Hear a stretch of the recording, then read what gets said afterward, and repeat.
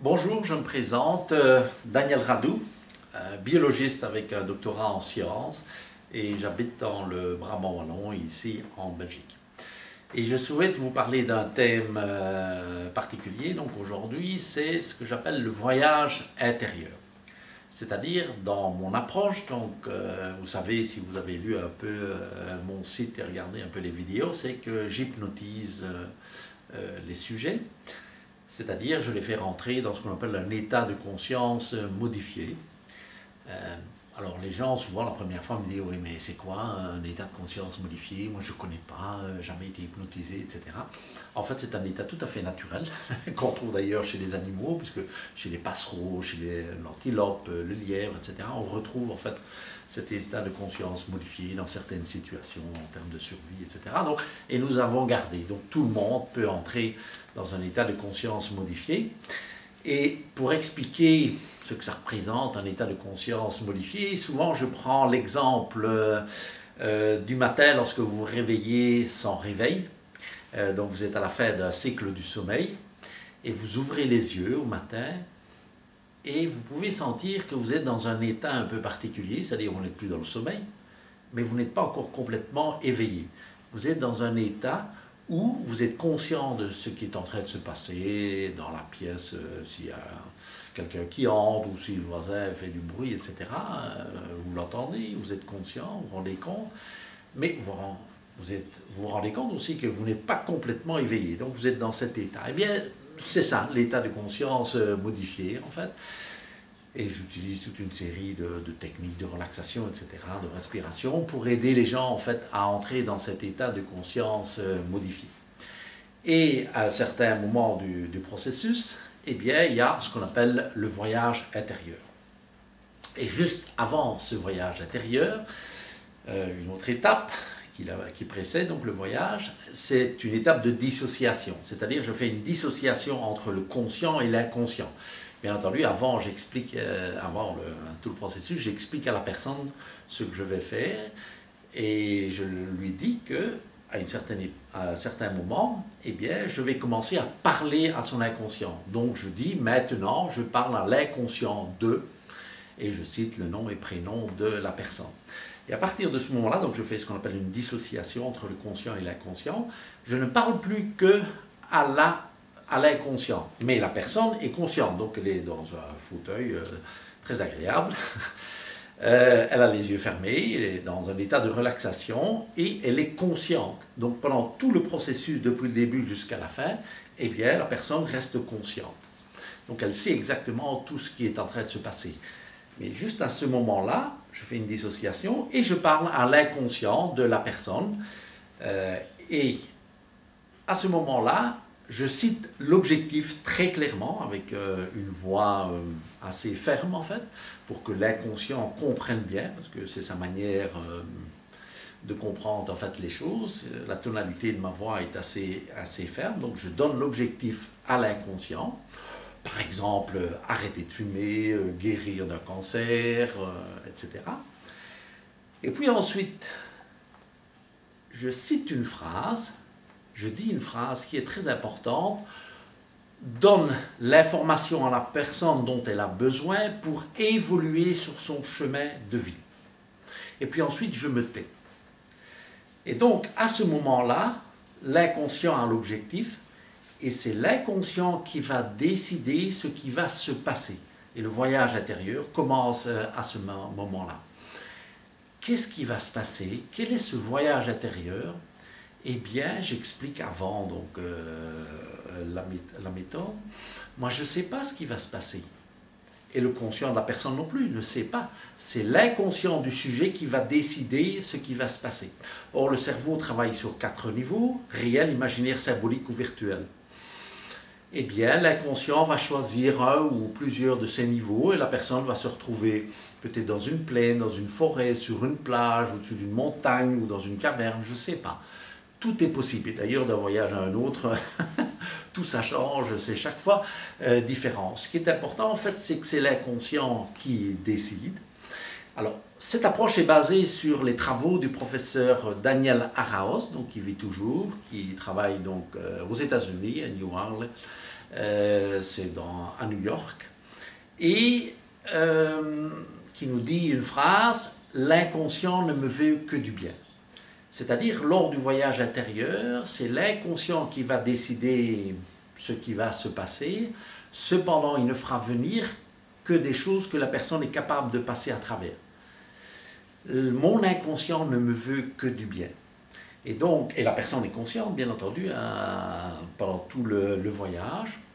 Et il y a des choses qui vont se passer. J'invite la personne à surtout ne pas contrôler, mais laisser venir des choses. Et c'est son inconscient qui va la balader. C'est comme une sorte de rêve, en fait, un rêve conscient, puisqu'elle est consciente. Elle a les yeux fermés. Et il y a des choses qui vont se passer. Est-ce que la personne va comprendre ou pas? Eh bien, ça dépend. Il y a des gens qui sont de voyage intérieur, qui me disent: ah ouais, j'ai vécu ça, j'ai compris pourquoi, etc. Et régulièrement, aussi pas le plus souvent d'ailleurs, les gens ne comprennent pas. Et ils n'ont pas besoin en fait de comprendre. C'est comme ça. Maintenant, on pourrait faire l'analyse, aller plus loin et voir au niveau symbolique quelle est la signification. Je ne le fais pas en principe. Sauf si la personne le demande, alors je fais l'interprétation du voyage, mais je suis un peu réticent parce que souvent les gens disent: oui, il faut d'abord prendre conscience avant la guérison. Je ne suis pas tout à fait d'accord avec ça. Je vois bien qu'il y a des gens qui guérissent d'un cancer, sclérose en plaques ou de stress, quoi, et qui n'ont pas compris, qui ne savent pas très bien pourquoi. Ils ont fait des voyages, bon, il y a des choses qui sont passées, mais le résultat est là. Et pour moi, ce qui était le plus important, en fait, c'est le résultat, ce n'est pas la compréhension. La compréhension, c'est qu'on alimente les pensées, donc on est au niveau cognitif, enfin en simplifiant, je dirais l'hémisphère gauche, mais ce n'est pas vraiment ça qui va faire avancer la personne. Donc, je reviens au voyage intérieur, il y a un certain nombre de choses qui se passent. Qu'est-ce qui se passe en fait? Eh bien, je pourrais dire que c'est un nettoyage de la maison intérieure. La personne, ou l'inconscient du sujet plutôt, est en train de nettoyer. Alors qu'est-ce qu'il nettoie? Ben, il nettoie des blessures anciennes qui ont été refoulées, des résistances, des blocages, etc. Enfin, toutes sortes de choses qui ont été refoulées, mais qui en fait influencent nos comportements, qui fait que je me sens mal, j'ai telle maladie, ou etc. Je suis tout le temps stressé, etc. Donc, dans le voyage intérieur, je pourrais dire que c'est un grand nettoyage. C'est un nettoyage de la maison intérieure et ça permet de se détacher, d'évoluer sur son chemin de vie, comme je dis. Alors, à quelle vitesse? Eh bien, je n'en sais rien. C'est-à-dire qu'il y a des gens qui viennent faire juste un voyage intérieur. Et puis après la séance, bon, il y a ce qu'on appelle le débriefing, donc c'est juste une consultation, où là on travaille sur les résultats. Et parfois, avec un seul voyage intérieur, ils ont déjà atteint le résultat. Il y en a, ça existe régulièrement. Souvent, il faut plusieurs voyages intérieurs, 2, 3, 4, 5 ou 6, ça dépend. En fait, c'est en rapport avec la notion de ce qu'on appelle l'engrammage. Donc, qu'est-ce que ça veut dire? C'est un terme neurologique. Ça veut dire que plus le circuit neurologique s'est mis en place tôt dans la vie de l'individu, plus il s'est renforcé qu'il est important pour la survie de l'individu, et plus ça va être un peu plus compliqué en fait pour aller le nettoyer, pour aller changer donc les circuits neurologiques par le modèle de la plasticité neuronale. Mais moi, quand la personne est en face de moi, je ne sais jamais quand le circuit neurologique a été mis en place, quand cette solution a été mise en place. C'est au fur et à mesure du travail que l'on voit que la personne se rend compte, en fait, si l'engrammage s'est fait assez tôt dans sa vie ou simplement tardivement. Donc, c'est tardivement, un ou deux voyages, ça suffit, c'est nettoyé, la personne atteint son objectif et c'est très bien. Bon, si ça s'est engrammé plus tôt, il faudra plusieurs voyages. Alors, je travaille également avec des psychothérapeutes. Bon, là, c'est un peu différent, puisque là, ils veulent faire un nettoyage en profondeur. Bon, ça dure plus longtemps. Un point qui est important également, c'est que c'est le sujet, c'est la personne qui décide combien de voyages. C'est-à-dire, après chaque voyage et le débriefing, eh bien, je demande à la personne si elle veut arrêter ou si elle veut continuer à faire un voyage supplémentaire, etc. Donc, elle est libre, elle est autonome, je veux dire, par rapport à ça. Alors, je rappelle également que après le voyage intérieur, eh bien, il y a les programmations. Donc, je cite les programmations avec le jeu et le tu. Bon, j'ai mis des vidéos hein, si ça vous intéresse. Il est bien entendu, chaque fois, il y a la scène mentale. C'est ça qui est important. C'est la manière de communiquer avec son inconscient. Donc, c'est à travers la scène mentale et ce qu'on appelle le VACOC. Et puis ensuite, la personne sort, enfin, elle passe par son endroit de sécurité là, pour qu'elle se sente bien. Et puis, elle sort de la séance, enfin, du processus hypnotique. Donc, il y a une entrée, mais il y a également une sortie. C'est ça qui est important. Ensuite, je dis à la personne d'aller au bout de ses envies. Alors, écoutez bien la manière dont je prononce le mot. Au lieu de dire envie, je dis envie. C'est-à-dire pour rester dans la vie. Car l'inconscient travaille en termes de survie, tandis que le conscient, lui, travaille en termes de vie. Donc, si vous allez au bout de vos envies, c'est-à-dire que vous restez dans la vie, alors les envies, c'est des choses très simples. On peut dire, tiens, moi j'ai envie de spaghettis aujourd'hui. Moi j'ai envie d'aller prendre un verre. Moi j'ai envie de ceci, d'aller m'acheter ceci ou cela. Eh bien, vous êtes libre. Je vais boire un petit coup d'eau.